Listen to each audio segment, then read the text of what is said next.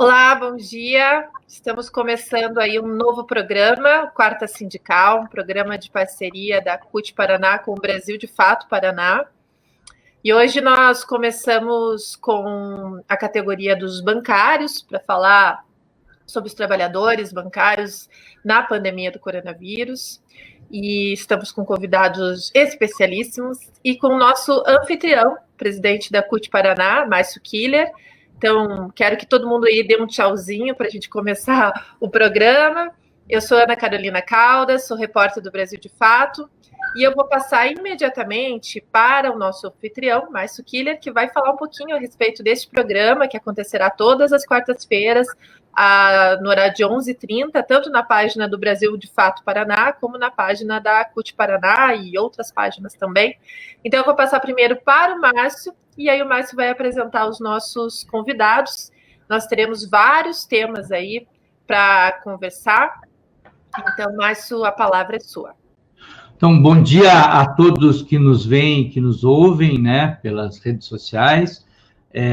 A iniciativa do programa Quarta Sindical, ela se transforma num instrumento necessário, onde todas as entidades têm feito usado as redes sociais e suas lives como instrumentos para poder dialogar com as suas categorias, né? No nosso caso, com as federações e sindicatos, e a ideia é que a gente possa estabelecer aqui semanalmente um diálogo, né, com as categorias, os ramos de atuação que a CUT tem presença, né, para a gente poder saber um pouco mais como que os companheiros e companheiras dessas entidades estão se virando nesse momento ímpar da humanidade, né, onde nós atravessamos essa pandemia de coronavírus. Então, esse programa piloto, né, a gente tem a honra aí de receber dois companheiros da categoria bancária aqui no Paraná, né, o companheiro Elias Hennemann Jordão, que é presidente do Sindicato dos Bancários de Curitiba e região e também membro do Comando Nacional dos Bancários, e o companheiro Roberto Antônio van der Osten, mais conhecido como Betão, que é o secretário de Relações Internacionais da Contraf e ex-presidente da CUT Paraná, né, que nos presenteia aí com a sua presença. Então, vamos a essa conversa. Ana. Então, bem como o Márcio falou, nós estamos vivendo um momento crítico e histórico, né, com a pandemia do coronavírus. Tudo teve que ser ressignificado, reatualizado, várias categorias aí com bastante impacto negativo, né? Então, eu queria já pedir para que os nossos convidados falassem como é que, desde o início, né, quais foram as primeiras negociações da categoria bancária em relação à pandemia do coronavírus, né, em relação aos grupos de risco, em relação aos horários das agências, em relação aos trabalhadores, essas primeiras negociações, o que foi acatado, como é que está a situação, né, do trabalho dos trabalhadores bancários nesse momento da pandemia. Então, eu vou passar a palavra primeiro para o Elias. Elias.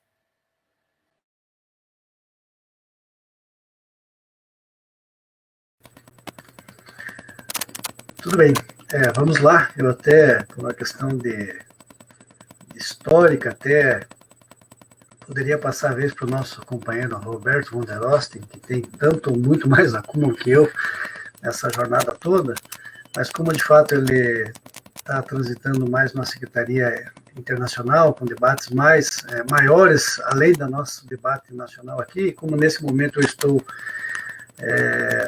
além de estar no sindicato, também estou ainda por horas no Comando Nacional, então eu posso iniciar aí, e o companheiro Betão pode, de fato, aí, na sequência, até complementar alguma coisa dentro deste assunto, desta temática. Pois bem, eu começaria já, primeiro, parabenizando aí tanto a nossa Central Única quanto o Brasil de Fato por essa iniciativa, e sem muitas delongas, rapidamente, porque sabemos que o nosso tempo é bastante curto, né? Nós recebemos aí a pauta, e nesse momento, até por conta da conjuntura, de fato, a gente teria até pela ausência física que nós temos no dia a dia, a gente teria muita coisa para debater, para discutir com os trabalhadores, também com a sociedade, mas eu acho que hoje nós vamos ter que agilizar bastante e, quem sabe, em outras conversas a gente possa estar aprofundando um pouco mais esses debates que são bastante importantes. Entrando especificamente na questão quando vocês abordam já de início, a questão da pandemia, a questão do acordo, o que nós temos avançado até agora, até esse momento, eu quero fazer um rápido resgate aqui, lembrando que acho que o companheiro Roberto Roderosa vai lembrar que exatamente no dia 12 de março nós estávamos em uma reunião na Contraf, uma reunião de planejamento, quando começaram a surgir todos os ruídos da pandemia, né, da gravidade da pandemia. E nós, até então, naquele momento, nem nós tínhamos a dimensão do tamanho do problema que era tudo isso. Nós estávamos ali debatendo, discutindo, trabalhando, e víamos todas as notícias que vinham da Europa, dos Estados Unidos, principalmente da questão lá da Itália. E exatamente naquele dia a gente percebia ali que naquele mesmo dia estava acontecendo naquele mesmo dia na nossa economia já estava tendo algum reflexo, tanto que naquele dia a Bolsa de Valores já estava dando 3 panes no dia, com 2 circuit break naquele dia. Nós começamos a perceber que a coisa ia muito além daquilo que a gente estava vendo e percebendo, e que estava se aproximando aqui no Brasil. Naquele dia mesmo, nós, ali dentro, em conversa dentro da Contraf, apontamos ali que tínhamos que fazer algum contato com a FENABAN, com os representantes dos bancos, para que se atentasse a isso, que medidas precisariam serem tomadas, né? E foi o que nós fizemos, né? A nossa confederação, nosso comando já se reuniu rapidamente, mandou um ofício para a FENABAN, entre o dia 12 e 13, coisa assim, e já ali em torno do dia... 17... Não estou ouvindo, Elias, estou com algum problema técnico aqui? Os demais estão me ouvindo? Ok, então continuamos enquanto o Roberto vai ajustando o seu fone, seu ouvido. Então, nesse mesmo momento, nessa semana, nós já oficiamos a FENABAN que tínhamos esse problema, que isso ia trazer para nós um problema muito grave, não só na economia, também para os trabalhadores, para o emprego dos trabalhadores, com relação ao risco que os trabalhadores poderiam estar ocorrendo, e que teríamos que tomar algumas medidas.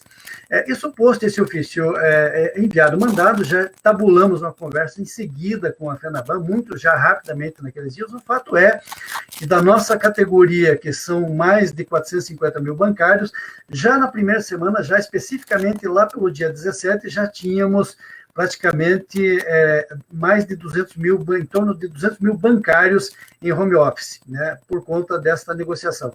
E aí nós colocamos uma série de fatores, elementos que nós colocamos como pertinentes naquele momento, né.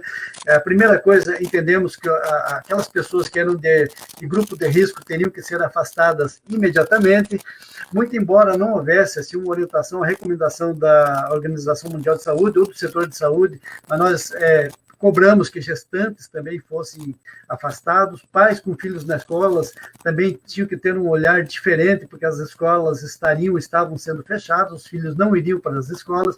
Cobramos também o fim de aglomerações em departamentos dos bancos, onde tem bastante gente, EPIs, cobramos toda a segurança para os trabalhadores, cobramos a manutenção do emprego, dos salários e dos direitos, e também uma questão aí da redução do horário de atendimento para que pudesse atender todas essas demandas que nós colocamos. O fato é que hoje nós podemos dizer, mesmo com a insistência dos bancos, que são muito proativos, são protagonistas nas emissões das MPs que estão acontecendo, muitas coisas são colocadas ali meio que por encomenda dos bancos, do sistema financeiro. Nós ainda podemos dizer que a gente está conseguindo resistir, somos uma das poucas categorias que estamos aí mantendo todos os nossos direitos e os nossos empregos nesse momento assim tão difícil, como diz o Márcio, da humanidade. Beto, você conversou com a gente um pouquinho antes do programa. Beto, está nos ouvindo? Eu estou ouvindo, eu não ouvi nada que o Elias falou. Tá, o Elias fez uma retomada histórica aí desde o dia 12 de março, né, de como vocês foram recebendo as notícias e que a avaliação é de que os direitos dos bancários vêm sendo, na medida do possível, respeitados, né? Beto, você, no início, um pouquinho antes da gente entrar ao vivo, você falou que você tem tido muito contato aí com experiências de outros países, né? Então, se você pudesse já iniciar a tua fala relatando um pouco a respeito dessas outras experiências que você está tendo contato. Sim, o Elias dá um relato de como que a coisa aconteceu aqui, desde que a Contraf percebe que o nosso trabalho de banco ia ser tremendamente impactado, porque é um serviço de trato com população, com público, como nós estamos vendo agora no episódio da Caixa, né? Quando já soube, quando tivemos uma noção mais geral e começamos a negociar com a FENABAN, também nos interessou porque a UNE, Ana, a UNE é um sindicato mundial de serviços. Ele trata de várias categorias: limpeza, conservação, segurança, comércio, esportes, tal, e bancos. Temos uma organização em 4 organizações continentais e, dentro dessa, cada um seu segmento. O segmento de finanças do mundo, organizado em 4 sessões continentais, começou a fazer um debate como isso foi impactando. Nós olhamos para a Itália, o impacto que tinha acontecido no sistema financeiro da China, os trabalhadores, como que eles eram afetados, e nós imediatamente fizemos contato com a Unifinanças Américas, que já marcou uma reunião aí de todos os seus sindicatos afiliados, e começamos a fazer reunião para ver esse impacto. Por exemplo, nós tínhamos que saber como é que estavam tratando a questão dos trabalhadores em grupo de risco, como é que estava tratando rodízio, equipamentos de segurança, os EPIs, a questão do salário. Nós começamos, o Elias pode ter dito isso, começamos aqui com a FENABAN negociando os salários, a integridade dos salários e a questão do emprego. Não queríamos que ninguém fosse demitido, porque aperta a situação para o patrão, ele demite, porque ele tem que pagar salário. Então, aí começou essa negociação nas Américas, nós começamos a aferir como é que estava sendo tomado cada medida em cada país para ver o que a gente podia correr para os bancos para tentar fazer acordo marco e para tentar também horizontalizar esses cuidados e defesa dos direitos dos trabalhadores e trabalhadoras. Eu não sei se posso continuar, mas não sei o tempo de... Oi. Não, Betão, eu acho que foi bem claro, e a gente tem observado que nesse processo, e o Elias já entrou um pouco nisso, queria que o Elias falasse um pouquinho mais para nós e para os trabalhadores e trabalhadoras que nos veem e ouvem, sobre essa construção dos acordos com os bancos, né? Diversos acordos já foram colocados para as categorias com base numa firme negociação capitaneada pela Contraf e pelo Comando Nacional dos Bancários, da qual o Sindicato dos Bancários de Curitiba e região faz parte. Queria que você falasse um pouco mais sobre a construção desses acordos, Elias. Então, Márcio e demais aí, e a todos que estão nos assistindo, você tem razão, eu já busquei um pouco na minha inicial lá, colocar um pouco o processo de construção de negociação e por onde ela passou. E, como eu havia dito, tem toda também por mais que os bancos tenham, no primeiro momento, aceitado a conversar e negociar com a gente tem percebido uma certa pressão na sequência, pegando um pouco em linha com aquilo que o Beto acabou de falar. O patrão, ele quer economizar, ele quer, de alguma forma, se é uma coisa rápida e passageira, ele vai aceitando, vai absorvendo. Mas, na sequência, ele começa a achar que isso começa a ficar oneroso para ele começa a querer achar saídas e alternativas.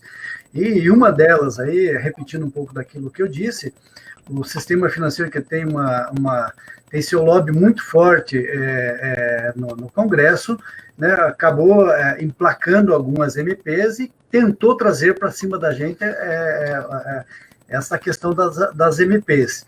E entre elas, na questão das MPs, está lá a suspensão de contrato, redução de salário, uma série de coisas. E os bancos começaram, de uma certa forma, implementar de forma unilateral banco de horas, né, aos modos de como interessaria a eles, começaram a implementar adiantamento de férias do modelo que interessa a eles também, e também com muita pressão no sentido de querer colocar, validar essas MPs. Nós acabamos resistindo muito e acabamos não aceitando, propondo, tensionamos na mesma negociação que a gente não queria. A primeira coisa é que as MPs não tivessem validade acima do nosso acordo. Foi um primeiro passo que nós acabamos vencendo e acabamos, claro, negociando algumas coisas, né?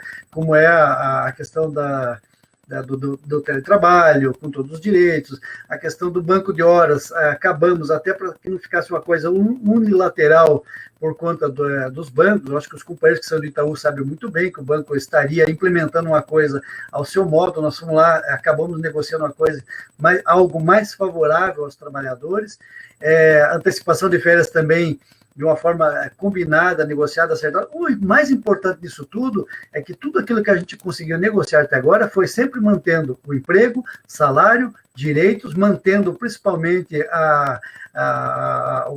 tirando os trabalhadores do risco de vida, né, a exposição da sua saúde, né, no dia a dia. Nós conseguimos trabalhar e tratar tudo isso sem suspensão de contrato e sem redução de salário. Bem, Betão, aproveitar o gancho aí, fala um pouco para nós, nessa experiência internacional que você tem tido através da Secretaria de Relações Internacionais da Contraf. A gente vive aqui no Brasil uma responsabilidade muito grande, né, do nosso governante maior, que é o Bolsonaro, ao não acreditar nas medidas sanitárias, né, incentivar que não se faça o isolamento social. Como que você observa, nas conversas que você tem tido com os companheiros e companheiras de outros países, como que você observa que é essa discussão nos outros países e qual é a visão que eles têm do nosso país? O Márcio, Ana, Elias, bom, primeiro deixa eu continuar dizendo, eu estou com um problema para ouvir o Elias, os outros estão ouvindo muito bem. Tem uma diferença fundamental, se a gente olhar o que é o governo e a pandemia na Argentina, no Uruguai, no Paraguai, no Chile, Colômbia, Peru. Primeiro, a medida provisória 927, antes a lei, lá 13.000, não sei o que, de fevereiro, a primeira lei que sai aqui falando de pandemia, ela dizia que a ausência do trabalho por conta da pandemia seria uma falta abonada. Isso deu uma maior confusão no meio do empresariado, porque, evidentemente, se você é empresário, percebe que um número muito grande de trabalhadores vai ficar em casa, você vai pagar o salário dessas pessoas e vai abonar, então o empresariado chiou, isso resultou na medida provisória 927, que modifica isso, oferece possibilidades para você adiantar férias, promover banco de horas, que de resto também já estava muito fácil fazer isso, porque a reforma trabalhista do Temer, depois continuada pelo Bolsonaro, flexibilizou direitos e trouxe todas essas contratações estranhas, flexibilização de jornada, de horas e tudo, para o cenário. Nós começamos a ver o seguinte: primeiro, o banco de horas. Nós fizemos um acordo, o Elias coloca isso, fizemos um acordo com a FENABAN para teletrabalho.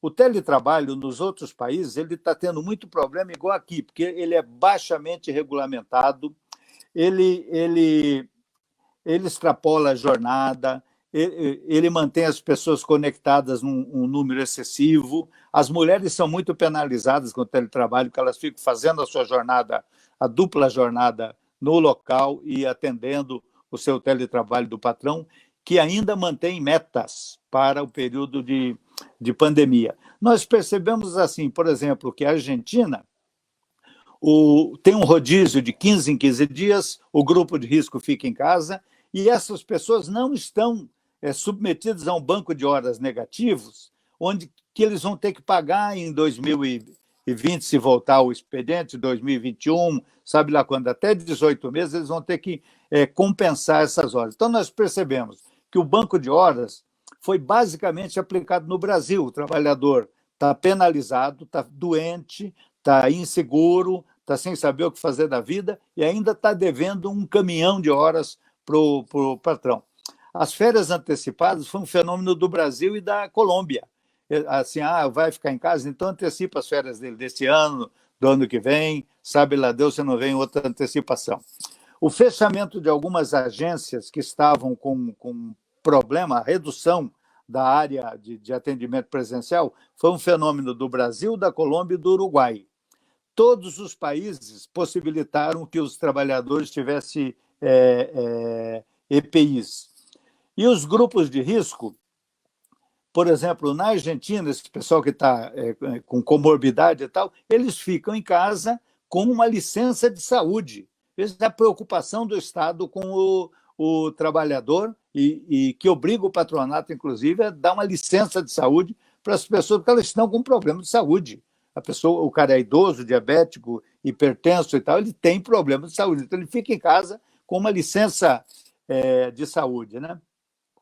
E pelas contas que a Uni fez com seus sindicatos nacionais e locais, nós temos hoje talvez até 80% dos funcionários de banco, no geral, né, no Brasil é metade pelo menos, estão trabalhando em teletrabalho com baixa regulamentação, com baixo controle de jornada. E, por último, os grupos de risco, o que é interessante a gente observar, que na Argentina, no Uruguai e acho que Colômbia também, o rodízio dos trabalhadores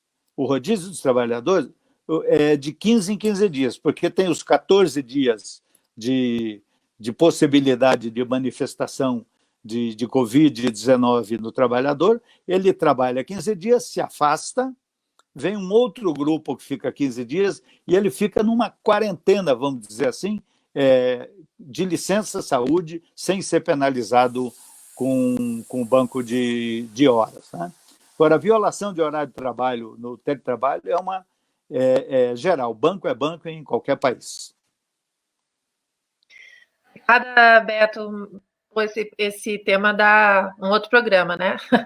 Para você falar todas as experiências aí de outros países. Acho que um outro tema que foi bem falado aí no último mês foi a questão do auxílio emergencial, né? Então a gente sabe aí de muitas complicações que aconteceram para os trabalhadores bancários, por falta até de uma melhor publicidade, melhor clareza, né, em relação a onde se buscava essas informações.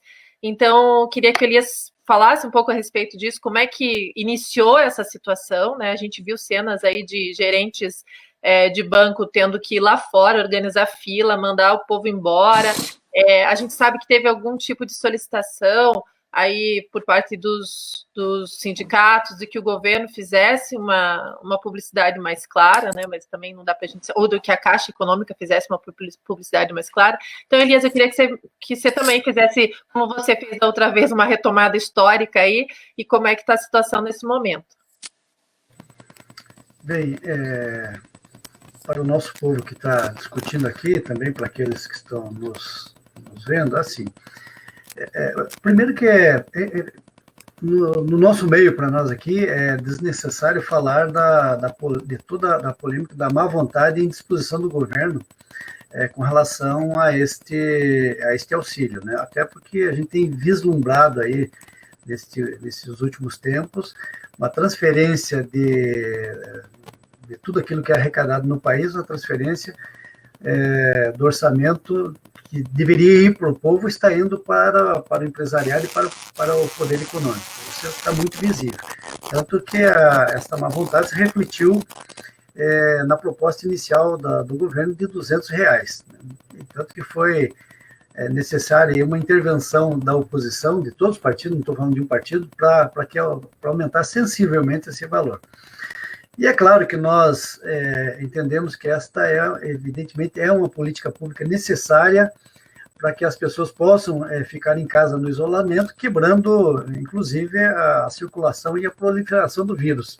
E evidentemente, é para isso que nós pagamos impostos, toda a sociedade paga, para que nesse momento, de fato, como acontece em outros países, eu creio que o Beto tem muito mais experiência do que como transita isso em outros países, mas os governos foram lá e colocaram a mão no caixa do Tesouro justamente para evitar uma tragédia maior no país, né, principalmente para o povo, para a vida das pessoas e também para a economia, né? Também é importante lembrar que da mesma forma que muitas categorias, inclusive a nossa, conseguiu manter suas rendas e podemos ficar, de uma certa forma, com certo conforto no isolamento social, muita gente ficou sem condição sequer de comprar alimento para a sua família. Então, a gente tem que estar sensível a isso, né? Agora, é claro que isso trouxe, você mesmo acabou de citar, Ana, trouxe uma sobrecarga para nós, porque o governo não se organizou direito, isso não tem nada, não é culpa de forma alguma dos trabalhadores, dos funcionários, que são reconhecidos, inclusive, como uma linha de frente, que está, inclusive, se expondo a tudo isso. Mas o problema foi no governo e na direção da Caixa, que de fato não divulgou de forma correta, não se preparou de forma correta, assim, que criou até assim uma dificuldade, deixou a coisa acontecendo, né?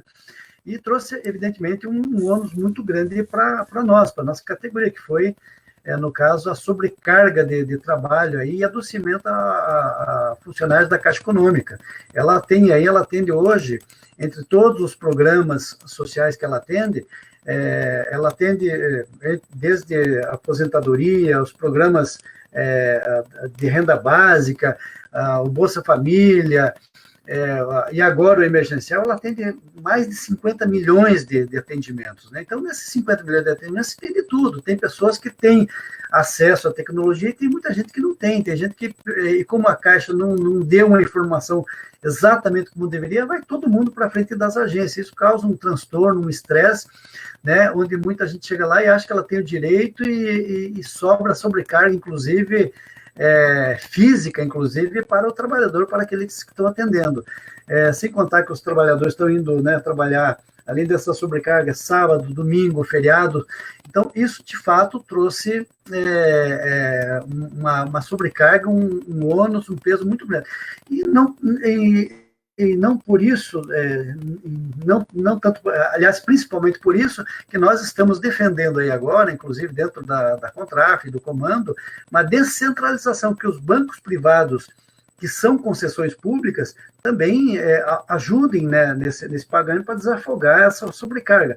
É claro que os bancos privados não estão interessados nisso, porque eles interessam a eles tão somente fazerem atendimento daquilo que traga algum retorno financeiro para eles. Então, nesse momento, não estão muito preocupados em ajudar o país nesse momento de necessidade. Então, acaba, ao mesmo tempo que traz para nós aquilo que é a importância dos bancos públicos nesse momento, né, também do SUS, né, comparativo aí, o comportamento dos bancos públicos, dos bancos privados, o comportamento do SUS e dos hospitais privados, isso ficou muito claro e muito latente nesse momento, mas traz, de fato, um desgaste muito grande para a nossa categoria, um adoecimento, e vejo, vocês devem estar vendo aí, nós que acompanhamos internamente, tanto o Beto quanto o Márcio acompanha, nós temos, inclusive, casos de bancários da Caixa Econômica que estão em estados onde o risco é maior, né, que é o caso que é o caso de Manaus, bancários da Caixa Econômica que estão vindo a óbito por conta do Covid, estão se expondo bastante.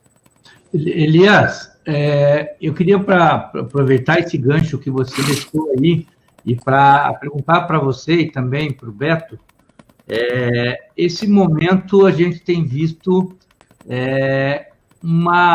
claro que isso do ponto de vista filosófico, né, uma valorização do papel do Estado no combate à pandemia. E isso traz uma disputa de hegemonia entre o setor privado, né, e o setor público, no sentido das respostas que estão sendo dadas, né? Então, você pega o Itaú, doando R$1 bilhão para sua própria fundação para combater o coronavírus. Nesse contexto de pandemia, como que fica a questão das privatizações? A privatização do Banco do Brasil, por exemplo, que caminha, né, sendo arquitetada, caminha sendo construída por esse governo entrevista do Bolsonaro. Queria que você, como presidente de sindicatos bancários de Curitiba e região, e o companheiro Beto, da Contraficut, falasse um pouco como que anda, nesse cenário de pandemia, discussões de privatizações dos bancos públicos, né? Afirmando sempre que nós aqui já constatamos a importância do Estado e, principalmente, quão importantes foram os instrumentos, quão importantes foram como instrumentos o Banco do Brasil e a Caixa, mais visivelmente, para esse momento. Então, com vocês a palavra aí. Betão, quer começar, Betão? Eu posso começar. Vai lá. Bom, o Elias já dá uma palha nessa questão me parece que, em termos conceituais, Márcio, o capitalismo e o neoliberalismo sofrem uma derrota brutal nessa pandemia, né? Primeiro que nós vimos que no Brasil essas carreatas patronais querendo que os trabalhadores retornem aos locais de trabalho mostrou para o trabalhador que não é a fábrica, não é a máquina, não são os insumos que produzem bens e serviços e riqueza para a sociedade, são os trabalhadores. Sem eles não tem produção de riqueza. E o que o patronato quis fazer num dado momento? Fazer o trabalhador voltar ao seu local de trabalho, independentemente que se ele fosse morrer ou não, porque ele é descartável. A segunda coisa que mostrou foi que, sem uma intervenção pública, sem uma saúde pública, os Estados Unidos está fazendo intervenção na saúde privada, os países todos fizeram isso, sem uma intervenção, sem uma saúde pública, sem um SUS, como nós temos aqui, um Sistema Único de Saúde, sem políticas públicas de Estado para atendimento emergencial, auxílio às pessoas que não têm emprego nem renda nesse momento, pode desencadear em saques, pode desencadear em violência, em convulsão social. Então, o Estado voltou com tudo para o cenário. Nessa história do Estado voltar com tudo, nós temos o caso dos bancos públicos do Brasil. Nós temos um BNDES que ainda não está desempenhando o papel que ele tem que representar, garantindo sustentação para pequenas, micros e para as empresas maiores também, as micro e pequenas, que têm muito pouco capital para se sustentar na crise. Agora, o Elias fala uma coisa importante: se esse governo fosse um governo voltado para as necessidades populares, ele teria feito o quê para a distribuição do auxílio emergencial? Primeiro, que a renda básica era uma coisa que devia ter ad eterno no Brasil, porque ele auxilia o desenvolvimento econômico e social do país. Segundo, nós temos BNDES, Banco do Brasil, Caixa, Banco Regional de Brasília, Banco do Nordeste, Banco da Amazônia, Banrisul, Banese, Baneste, se o Estado Federal, se os governos estaduais tivessem empenhado em fazer uma rede de distribuição, isso teria sido distribuído, 50 e tantos milhões de atendimentos, em poucos dias e de uma maneira extremamente eficiente. E, por último, os bancos públicos reafirmaram a sua necessidade, porque numa recuperação da saída dessa crise, o mundo mudou, o mundo vai mudar completamente, nós vamos ter que investir diferente. Alô? Está me ouvindo? Estamos te ouvindo perfeitamente. Tá. Não, é que eu dei uma tremida aqui, eu pensei que tinha saído do ar, desculpem aí. Então, o mundo mudou, nós vamos ter que investir melhor, não vamos poder ficar investindo em desmatamento da Amazônia, indústria poluidora, nós vamos ter que pensar em energia limpa, renovável. Então, nós vamos ter que pensar onde que nós vamos alocar os recursos da sociedade, onde os bancos vão ter que oferecer crédito. Vão ter que oferecer crédito, gente, em lugares nem tão rentáveis assim. O que dá lucro é porcaria, o que dá lucro são essas coisas da sociedade de consumo, essas quinquilharias. Para investir nesses lugares de prioridade e de importância estratégica, nós vamos precisar de bancos públicos. Quem não tiver isso, imagine vocês, os bancos privados hoje fazendo distribuição de auxílio emergencial, eles não têm interesse nenhum nisso. Então, sem banco público, nós não teremos desenvolvimento. Isso ficou claro nesta crise, nessa pandemia. Yes. Rapidamente, já bastante contemplado com a exposição do Beto, só lembrando que, bom, não é de hoje a tentativa dos governos de desfazerem do BB, né? Até, principalmente por pressão do capital e do mercado. Aliás, o Banco do Brasil é um sonho de consumo para o sistema financeiro, né? Onde eles ficariam com monopólio, a concentração do sistema e uma carteira gigantesca de um banco que, junto com a Caixa, investe muito nas questões sociais. É o banco que investe, né? É o banco que financia a agricultura, a agropecuária, é um banco que devolve para a sociedade aquilo que ele tem de lucros. Então, seria uma perda catastrófica para o país, para a sociedade.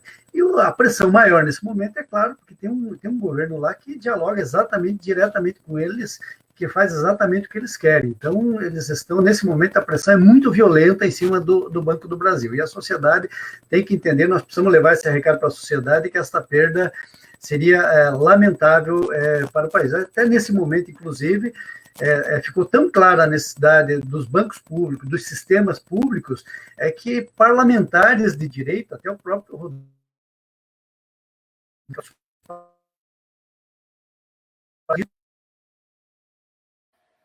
acho que o sistema privado não dá conta disso tudo, né?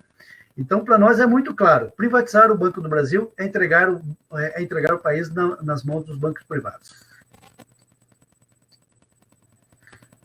Pessoal, nós já chegando aos finalmente, e desde já parabenizar aí os nossos debatedores, porque nesse pouco tempo que a gente tem, que a ideia é fazer um programa bem objetivo, vocês conseguiram trazer conteúdos extremamente importantes, informações, história, e provavelmente outros programas virão, né? Eu queria que a gente fosse fechando o programa, lembrando que nesse momento a gente está tendo aí por parte dos sindicatos, entidades, ações de solidariedade, né, que vem acontecendo justamente aí por essa lacuna, esse vazio de políticas públicas organizadas, né? Então, se vocês tiverem esse conteúdo para relatar em relação às ações de solidariedade do sindicato, e também nas considerações finais, eu gostaria que vocês dessem os informes aí das eleições da eleição do sindicato dos bancários, né, Elias?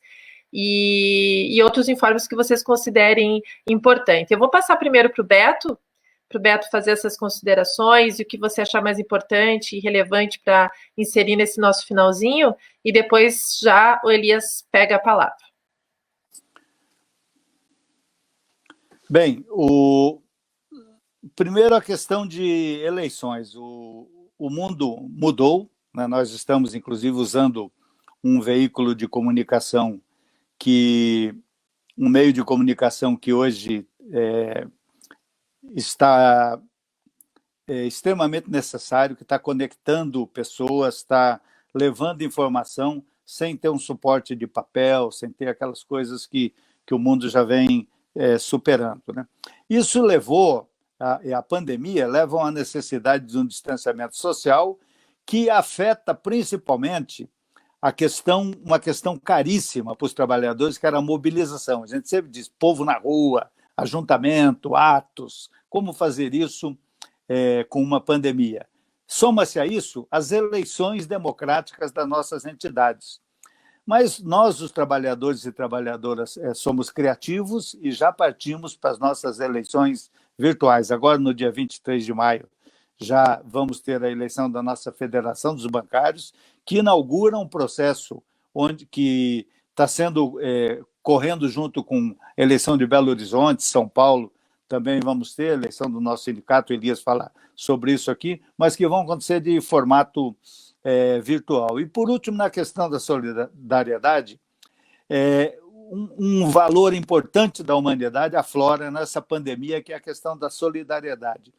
Nem tanto os estados olhando para os seus representados, para o seu povo, mas principalmente as pessoas olhando para as pessoas. O vizinho de uma velhinha se oferece para ir ao mercado, e assim vai. E as pessoas doando muito alimentação para quem está em situação de rua, em situação de vulnerabilidade. E a nossa confederação, como não podia deixar de ser também, lançou uma campanha nacional de solidariedade, onde reuniu todos os projetos que os sindicatos e as federações vinham desenvolvendo numa página nacional e direcionou, ou seja, ela consolidou todas essas campanhas numa campanha nacional que tentou, de uma maneira organizada, assistir o maior número possível de pessoas, onde nós, bancários, que temos emprego, renda garantida, inclusive fizemos um acordo com o banco de não demissão enquanto pandemia, que a gente que tem essa situação de privilégio, de conforto, de segurança, ajude os companheiros e companheiras trabalhadores que estão em situação de vulnerabilidade. Isso é muito importante, esse é um grande valor que volta para a cena no mundo. Elias, suas considerações finais, os informes aí sobre eleição, ações de solidariedade. Ok, então, para a gente ir aí encerrando essa participação, desse papo bem gostoso mesmo, que a gente está tendo aqui, de fato, desejar que esta retomada dessa programação continue, a gente possa estar acompanhando outros debates de outras categorias, é muito importante, até para a classe trabalhadora estar entendendo e compreendendo tudo aquilo que está acontecendo no seu mundo. Diante disso, eu teria uma informação para dar, que seria com relação aos processos eleitorais. O Beto lembra bem aí a questão da FETEC, o congresso da FETEC, que vem num momento, com um novo modelo aí, onde a gente vai fazer um congresso onde cada grupo vai estar em alguma região do estado debatendo e discutindo. O Betão e o Márcio são os dois participantes aí da construção da nossa tese aí para a próxima gestão, que infelizmente o debate está prejudicado até pelo tempo que teremos em videoconferência, mas uma boa tese que a gente tem para continuar debatendo e discutindo na próxima gestão. Lembrando que estamos passando aí um companheiro Júnior, que da Corporação do Itaú, passando a próxima gestão para o companheiro Dionísio, que é da Corporação do Banco Bradesco, e no sindicato nós teremos também de 1 a 5 de junho, no mesmo formato também. Concordo com o Beto, nosso maior desejo era que a gente ter esse contato presencial lá com o trabalhador, dialogando, debatendo, discutindo com ele lá, conversando com ele da importância dele estar fortalecendo o sindicato por via do voto, mas nesse momento, dentro dessa nossa nova experiência, nós vamos fazer de forma também virtual, por internet, via uma plataforma digital, né? E vamos estar, de qualquer forma, mesmo nessa experiência, dialogando com o bancário de forma virtual, fazendo ele entender e compreendendo que ele também, se ele está em casa, com seu emprego e com a sua renda garantida, se deve também a esta luta do sindicato. Por isso, mesmo de forma virtual, é importante essa participação dele. E faço, claro, aqui um apelo, um pedido a quem, de todos de nós que estamos aqui, daqueles que estão nos assistindo, quem conhecer um bancário ou uma bancária, faça esse pedido, esse apelo para que eles votem, né? Peçam o voto para que eles votem, para valorizar o processo de fato, validar o processo de fato de uma forma legítima e com a formalidade que ela precisa. Com relação às ações de solidariedade, para a gente já encerrando a nossa participação aqui, de fato, nós temos aí, não só a nossa entidade, como várias entidades, a gente tem visto, a Central Única dos Trabalhadores, tanto de uma forma local como nacional, se empenhando nisso, orientando para que as suas entidades participem, e nosso sindicato está participando junto com ONGs, junto com a Casa da Resistência, junto com ONGs que defendem a democracia. Estamos aí nesse pool aí de orientação da nossa confederação, da Contraf, e nós estamos trabalhando aí no sentido da arrecadação de alimentos, de cesta básica, e também praticando aí, também exercendo aí, junto à sociedade, um serviço de cidadania, onde a gente tem tentado também auxiliar aquelas pessoas que estão lá, que são excluídas, que estão lá numa favela, não tem um celular, não tem uma forma de ter uma plataforma digital. A gente tem ido lá ajudar eles para que eles possam preencher seu cadastro, seu requerimento para ter acesso ao auxílio emergencial. E, é claro, primeiro e principalmente, a questão do alimento, porque, como dizia o Betinho, quem tem fome tem pressa. É isso. Muito obrigada pela participação. Nós tivemos aqui um debate conciso, objetivo e com muitos temas importantes, com a participação do Elias Jordão, presidente do Sindicato dos Bancários, Roberto von der Osten, secretário de Relações Internacionais da Contraf, Márcio Quilha, nosso anfitrião, presidente da CUT Paraná. Esse programa sempre acontecerá às quartas-feiras, às 11h30. A gente vai buscar colocar algumas informações aí que vocês trouxeram, principalmente dessas ações de solidariedade, da eleição do sindicato, nos comentários, para que depois, porque essa live vai ficar ainda nas nossas páginas, então as pessoas que forem assistir depois, elas poderão ter essas informações nos comentários. Sou Ana Carolina Caldas, repórter do Brasil de Fato, e eu encerro aqui a minha participação para passar a palavra final para o Márcio Quilha.